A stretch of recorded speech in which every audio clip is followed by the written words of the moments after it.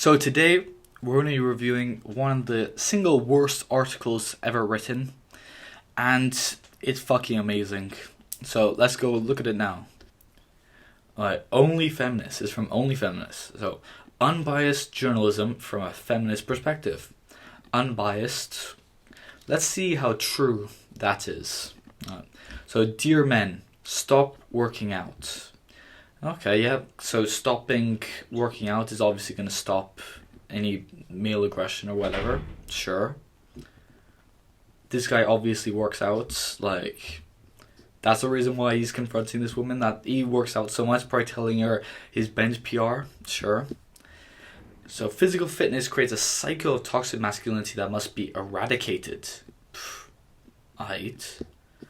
Toxic masculinity refers to the cultural norms in a patriarchal society that equates masculinity with control, aggression, and violence. Men are conditioned from a young age to believe that emotion, compassion, and empathy are somehow unmanly. No, showing emotion, compassion, and empathy is not unmanly, because everyone has them. However, what is manly is being stoic about them. So basically putting a face on it when you're in public. Basically being able to control your emotions, and plus men show compassion and empathy. Like, I don't know what the fuck this is talking about. Like, compassion and empathy has nothing to do with it. It's simply emotion that we're talking about when we talk about being stoic. So when you're stoic, you basically control your emotions. So like, if shit is going terribly, if everyone's freaking out, you need to have that stoic man who's in control under pressure, who's able to focus on what needs to be done, focus on the decision that needs to be made. Plus, control, aggression, violence. Yeah, these are all things that men are known for. Control is a good thing though. I don't know what they're talking about here. Aggression, every male has their male aggression. However, most of that has been killed by the modern day and age. We don't really need that anymore. And violence, anyone can be violent. I think we've seen that with Amber Heard and everything. Everyone can be violent. But I would say, actually, physical fitness decreases violence, because men are able to take out their aggression and violence out on weights, on steel, instead of on other people. But that's just my perspective. Alright.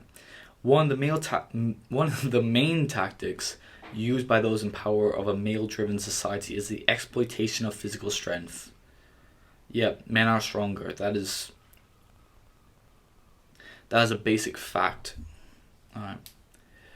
Western governments use propaganda to perpetrate a narrative that men must work out and maintain a level of physical fitness if they want to be respected in society.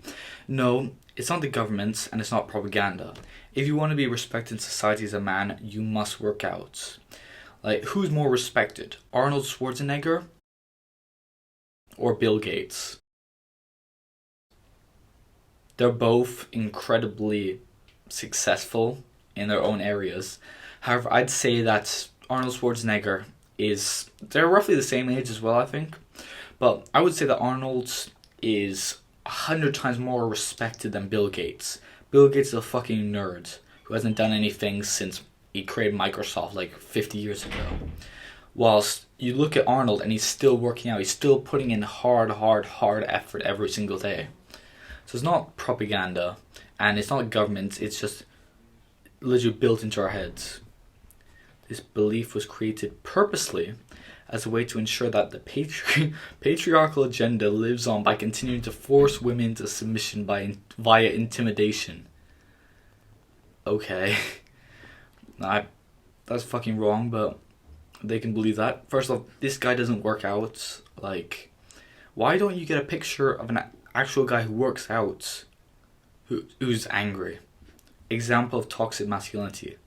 So a guy shouting, it looks like he's in pain rather than anger, but so pain is now toxic masculinity. Good to know.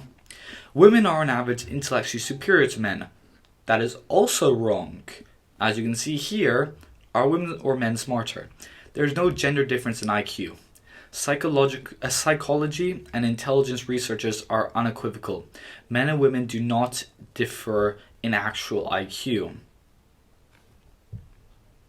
And look, this is even from a fucking bias source anyway. So, this intellectual maturity, fucking wrong. There's no intellectual maturity. Allows them to have a greater hold on their emotions when faced with confrontation. No, it's just men and women are different. Our brains are wired differently. And men are but men should be stoic. They should be in control of their emotions. If you look at someone who's in control of their emotions versus someone who's not, there's a massive difference. And if you look at people who are under control with their emotions, people who remain calm under pressure, they're typically men who are stronger, more masculine, who actually go to the gym. Look at these people who have no control of their emotions. And these are men. Get out! Help your customer!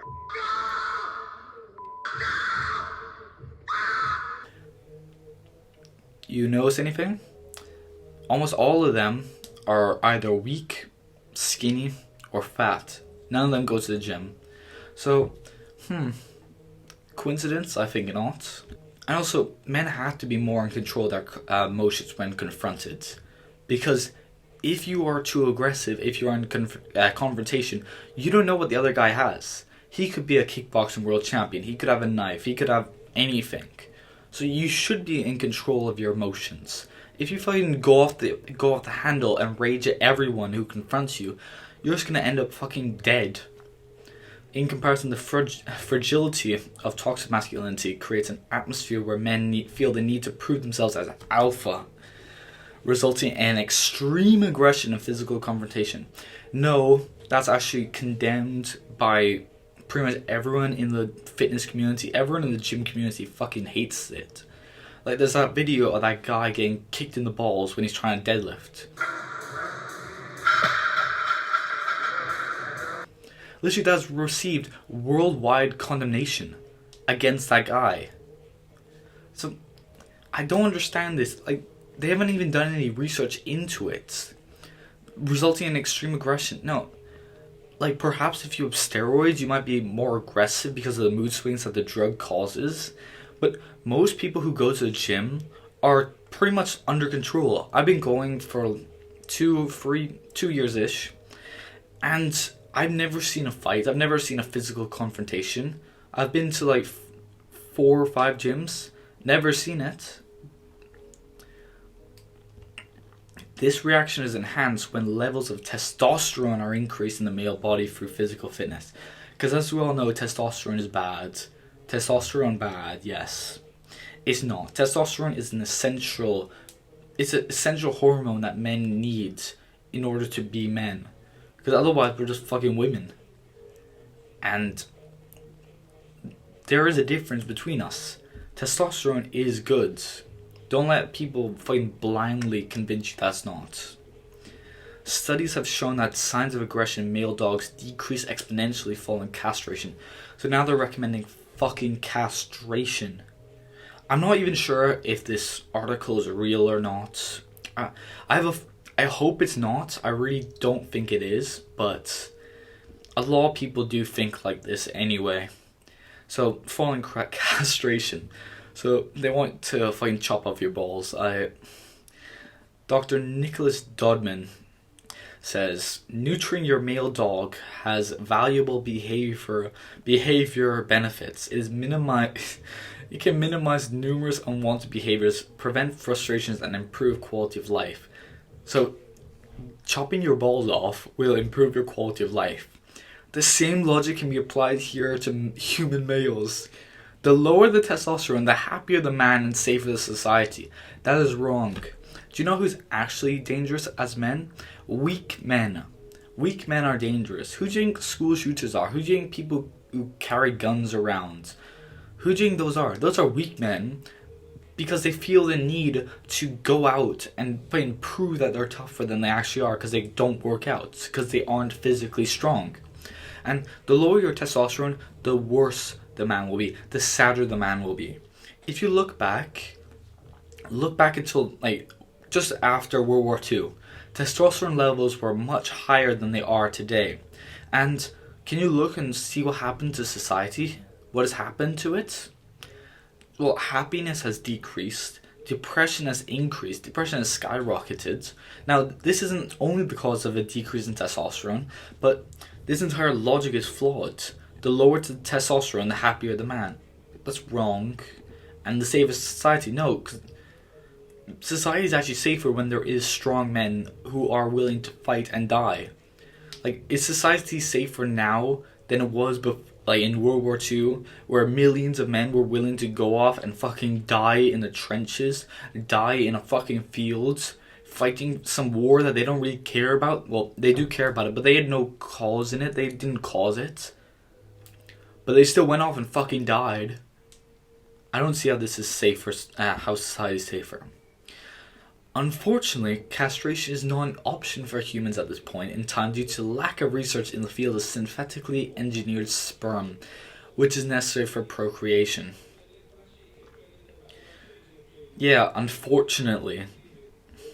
As a progressive society, we must acknowledge the fact that increased volumes of testosterone and a lack of emotional intelligence amongst men. Increased volume of testosterone is not being used as a oh my god, I didn't read that. Being used as a weapon by our government to control the cycle of misogynistic oppression towards women. This is one of the fucking craziest things I've ever read. They believe that testosterone, which is a naturally produced hormone in our body, is being used as a weapon against women.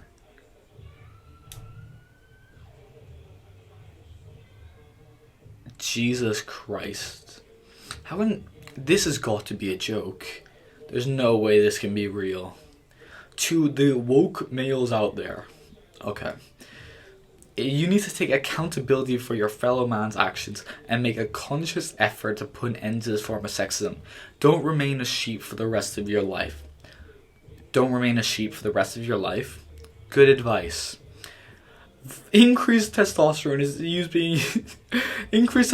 being used as a weapon by our governments to control the cycle of misogynistic oppression towards women. Don't remain a sheep. Do you see the irony here? Sincerely, a concerned feminist. Oh, how concerned she must be. Oh, she's got unbiased Kate is there. You're fucking biased as fuck. And plus, you don't need to worry about woke males not working out. You don't need to convince them. Because it's been proven that on average, conservative males go to the gym more often. So look, men who visit the gym less often are less likely to believe in socio-economic equality. So in other words, men who visit the gym often are less likely to believe in giving shit out to people who haven't worked for it. So, in other words, this is an extremely biased way to title this, but men who visit the gym often are more likely to be conservative Republican. So they're more likely to be on the right. I wonder if this has anything of, to build a body like this, you have to put in thousands of man hours. You have to curate your diet to a point where it's fucking perfect. You have to increase your sleep. You have to take supplements. You have to spend hundreds or thousands of dollars over years and years.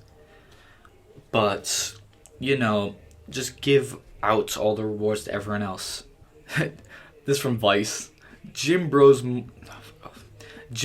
more likely to be right-wing assholes. Another truly biased article title, but there. So you don't have to worry about woke males not going to the gym. You don't have to worry about them still working out. They've already stopped. They stopped long ago. So if you just look at this, it's fucking ridiculous. Look at this. Yas queen, I will now become a fat ass and die early due to a lack of exercise. I also cut off my balls so I don't spread toxic masculinity. They really want you to believe that. This is obviously a joke, but Fuck's sake, they really want you to believe that you should be fat ass, you should die early, you should be depressed, you should hate your life, you should hate your body, and cut off your balls, which are literally essential to you being a man, just because they don't like it, because it makes them feel a tiny bit intimidated. Fucking ridiculous. If this article proves anything, it proves that some people, not just women, but people are just so broken in their heads that they believe that people working out to better themselves is somehow a deliberate attack on them. They believe that me going to the gym to make sure that I become the best person that I can be, to increase my purpose, to maximize my purpose on this planet, to become the best looking, strongest version of myself, to become the best version of myself, that's somehow an attack on you so I can become stronger, so I can impress you. It's ridiculous. It's like Andrew Tate said, the garbage man does not wake up at 4 a.m. to go pick up garbage so he can earn money so he can oppress that bitch. No, he does that so he can provide. Men go to the gym so they can attract women, so they can get them, well, not get them, but attract them more easily. They go to the gym to become stronger, so in case they ever need to defend themselves or their family, they have the ability to. They do it to increase their own mental health, to increase their physical health so they can live longer. There's literally so many benefits of exercise, and this woman says you should just throw those all out the window because it makes me feel triggered. I don't like it. Fucking ludicrous, man. Do not listen to these people. These people are cancer on you. Like, this is literal cancer. This is absolutely horrendous. I really pray that article is a joke. Like, I really hope it is, but I have this nagging suspicion that it's kind of based in truth. I think a lot of women and men believe this, but we move. That's their fault, their problem. They have to deal with that. I'm gonna go to the gym. It's pull day today. Gonna work out the arms. Gonna work out the lats. Gonna work out the trapezius. Gonna work out the traps, and that's it. Goodbye.